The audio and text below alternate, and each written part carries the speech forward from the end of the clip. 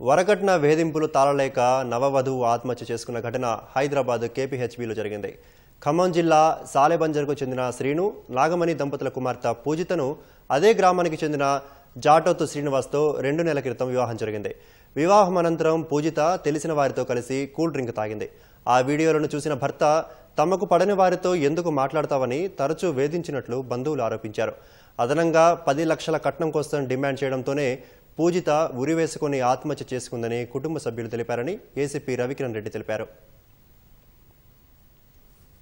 అని చెప్పి మ్యారేజ్ అయ్యి 2.5 months అవుతుంది అప్రాక్సిమేట్లీ. అయితే ఈ అమ్మాయి ఇంట్లో హ్యాంగింగ్ చేసుకుని చనిపోవడం జరిగింది. వాళ్ళ నాన్నమ్మ ఒకరు కంప్లైంట్ ఇచ్చారు. ఈ విధంగా భర్త మళ్ళీ వారి యొక్క బంధువులంతా కలిసి కూడా డబ్బు గురించి కట్నం గురించి వేధిస్తున్నారని చెప్పి కంప్లైంట్ ఇస్తే ఆ కంప్లైంట్ మీద ఐపీసీ 304B కింద కేసు కట్టడం జరిగింది. దీనిలో ఇన్వెస్టిగేషన్ చేస్తున్నాము. ఈ శ్రీనివాస్ కూడా కస్టడీకి తీసుకున్నాము. ఇన్వెస్టిగేషన్ ఇంకా స్టిల్ ప్రాసెస్ అయింది. అమ్మాయిది కూడా పిఎంఈ కూడా కండక్ట్ చేయడం జరిగింది. అది రాగానే దాన్ని బేస్ చేసుకుని మేము ఇన్వెస్టిగేషన్ ఫర్దర్ మూవ్ అవుతుందండి. సూసైడ్ కూడా పెట్టలేదు. కాకపోతే భార్యాభర్తల మధ్య చిన్నపాటి గలాట జరుగుతుండేనట. 11 లక్షల రూపాయలు ఆల్రెడీ ఇచ్చిండ్రు. 10 లక్షల రూపాయలు ఇవ్వాలి, నువ్వు ఇస్తలేవేంది అని చెప్పి భర్తకు సంబంధించిన బంధువులు కూడా ఈ అమ్మాయిని ఒక రకమైన టార్చర్ పెడుతుందని చెప్పి వాళ్ళు అలిగేషన్ చేశారండి. దాని మీద ఎంక్వైరీ నడుస్తుంది.